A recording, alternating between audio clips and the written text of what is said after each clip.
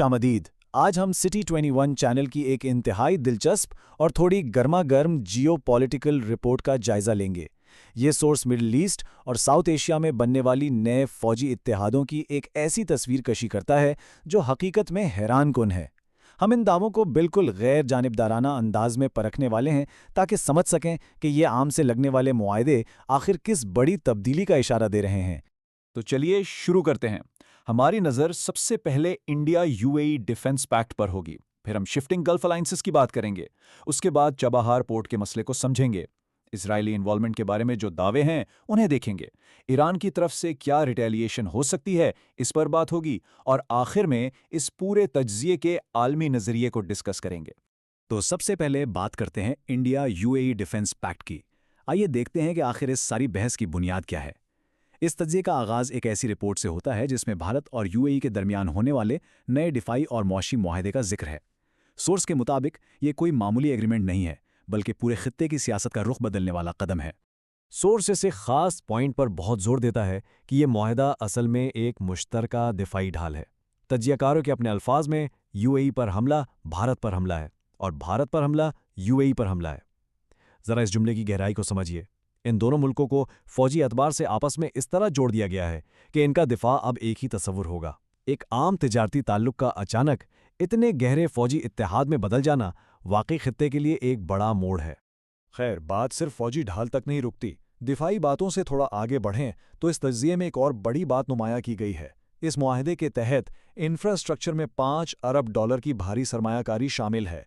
ये $5 अरब का बड़ा अदद अपने आप में इस बात का सबूत है कि इसके पीछे अज़ाइम कितने बड़े हैं।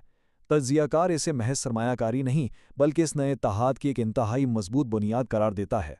इस गहरे इत्तेहाद की एक और मिसाल Abu Dhabi national oil company यानी ADNO की मौजूदगी है। सोर्स का कहना है कि ADNO एक स्ट्रेटेजिक पेट्रोलियम पार्टनर के तौर पर काम करेगा, जहां भारत के लिए मखसूस 30 मिलियन बैरल कच्चा तेल महफूज रखा जाएगा। अब सवाल यह है कि आखिर क्यों? तज्जियाकार इसकी वजह यह बताता है कि अगर कल को चीन या पाकिस्तान के साथ किसी बड़ी जंग का सामना करना पड़े तो भारत की फौज को तेल की कमी ना हो। यह दावा सीधा इन मुआहदों को बायर-ए-रास्त जंग की तैयारियों के साथ जोड़ता है। अब आते हैं दूसरे हिस्से पर, शिफ्टिंग गल्फ अलायंसेस। आइए देखते हैं कि ये सब आपस में जुटकर इलाकाई सफबंदी की क्या शक्ल इख्तियार करता है।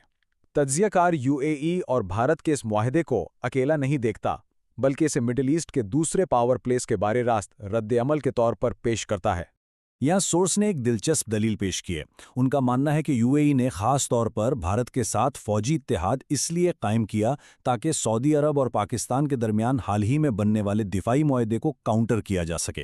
ये सीधा सीधा एक एक्शन रिएक्शन लगता है। एक तरफ सऊदी अरब और पाकिस्तान अपनी फौजी ताकत जोड़ रहे हैं, तो जवाबी अमल में यूएई ने भारत को अपने साथ मिला लिया। ये इस बात का वाज़ेह इशारा है कि खित्ते में फौजी तवाज़ुन किस तेज़ी से बदल रहा है। लेकिन यूएई को अचानक इसकी ज़रूरत क्यों पेश आई? तज्जिए के मुताबिक जब से यूएई ने सऊदी अरब की मुआशी और सियासी बढ़तरी को खुलेआम चैलेंज किया और ओपेक के फैसलों से अलग हुआ, तब से वो रिवायती इस्लामी ब्लॉक में खुद को अकेला महसूस कर रहा था। इस बगावत ने ऐसी तन्हाई पैदा की जिसने यूएई को अपनी बका के लिए भारत जैसे नए और ताकतवर इत्तेहादों की तरफ धकेल दिया। तीसरा हिस्सा, द चाबहार पोर्ट कॉम्प्लिकेशन। अब हम इस पूरी कहानी में एक नया और थोड़ा पेचीदा जाविया शामिल करते हैं। तज्जियाकार यूएई और भारत की दोस्ती को ईरान के साथ जोड़ रहा है। यह जाहिर करता है कि आलमी सियासत में कोई भी मुआहदा सीधा या आसान नहीं होता। इसकी जड़ें कहीं ना कहीं पिछले वाकयात से जुड़ी होते हैं। सोर्स का दावा है कि भारत ने किसी दौर में ईरान की इंतहाई अहम और स्ट्रेटेजिक चाबहार पोर्ट में $5 अरब लगाए थे। ये भारत के लिए मिडिल ईस्ट में एक बहुत बड़ा गेम चेंजर बनने वाला था, लेकिन तज्जिए के मुताबिक जासूसी के संगीन इल्जामात और अंदरूनी कशमकश की वजह से भारत को वहां से अचानक बेदखल कर दिया गया और वहां लगाई गई सारी सरमायाकारी और उम्मीदें डूब गईं। यहाँ तज्जियाकार एक इंतहाई दिलचस्प और नई मंतिक पेश करता है। वो कहता है कि यूएई अब जो $5 अरब की इंफ्रास्ट्रक्चर सरमायाकारी भारत को दे रहा है, वो कोई इत्तेफाक नहीं है, बल्कि ये चाबहार पोर्ट में होने वाले भारी नुकसान का एक डायरेक्ट मुआवजा है।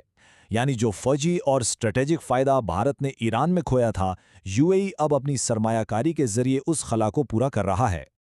अब चलते हैं चौथे हिस्से की तरफ, जो है क्लेम्स ऑफ इजरायली इन्वॉल्वमेंट। یہ کہانی صرف بھارت اور UAE تک محدود نہیں، بلکہ اس میں اب اسرائیل کی شمولیت کے بارے میں انتہائی واضح اور بڑے دعوے بھی شامل کیے گئے ہیں۔ دیکھتے ہیں کہ تجزیہ کار اسرائیل کو اس کہانی میں کہاں فٹ کرتا ہے۔ سورس کا یہ بڑا حیران کن دعویٰ ہے کہ اسرائیل نے خاموشی سے اپنے اہم فوجی اثاثے دبئی منتقل کر دیے ہیں۔ ان میں مشہور آئرن ڈوم ڈیفنس سسٹم، ایک مکمل کمانڈ اینڈ کنٹرول سینٹر اور یہاں تک کہ اسرائیلی فوج یعنی IDF کے اہلکار بھی شامل بتائے جاتے ہیں۔ بات یہاں ختم نہیں ہوتی، تجزیہ کار یہ بھی پیش گوئی کرتا ہے کہ جلد ہی بھارت بھی دبئی میں اپنی فوجی تنصیبات قائم کرے گا اور اسے ایک مکمل مشترکہ فوجی بیس بنا دے گا۔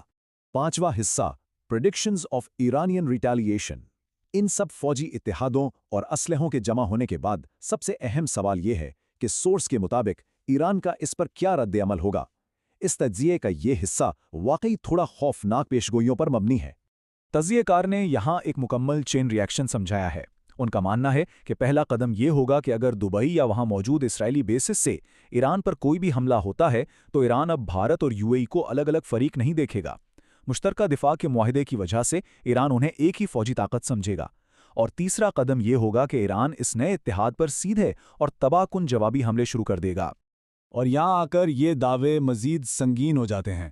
سورس کا کہنا ہے کہ اس نے باقاعدہ تحقیق کی ہے کہ ایران کون سے طاقتور میزائل اور ڈرونز استعمال کر کے بھارت کے شہروں جیسے دلی، ممبئی، آگرہ اور لکھنؤ کو نشانہ بنائے گا۔ تجزیہ کار کے نزدیک یہ اب کوئی سیاسی بیان بازی نہیں رہی، بلکہ ایک واضح طور پر تصادم کی پریکٹیکلی تیار کی گئی تصویر کشی ہے۔ آخری اور چھٹا حصہ، ڈیوائیڈڈ جیوپولیٹیکل ورلڈ ویو۔ ان سنگین پیشگوئیوں کے پیچھے کی منطق سمجھنے کے لیے ہمیں تجزیہ کار کے بنیادی اور انتہائی پولرائزڈ عالمی نظریے کو دیکھنا ہوگا۔ یہ حصہ واضح کرتا ہے کہ یہ پورا تجزیہ آخر کس ذہنیت سے لکھا گیا ہے۔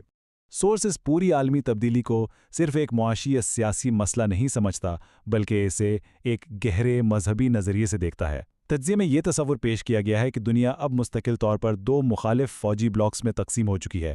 ایک طرف سعودی عرب اور پاکستان کی قیادت میں روایتی اسلامی بلاک ہے، اور اس کے بالکل مخالف UAE، اسرائیل، مغربی طاقتیں اور بھارت کا ایک متحد بلاک کھڑا ہو گیا ہے۔ انتہائی جذباتی الفاظ کا استعمال کرتے ہوئے تجزیہ کار اس بات پر زور دیتا ہے کہ UAE نے اپنی کشتی اسلامی بیداری سے ہمیشہ کے لیے نکال لی ہے۔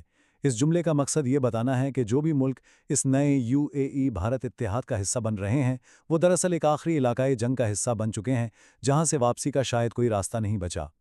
تو آخر میں یہ تجزیہ ہمیں ایک بنیادی سوال پر لا کر کھڑا کرتا ہے۔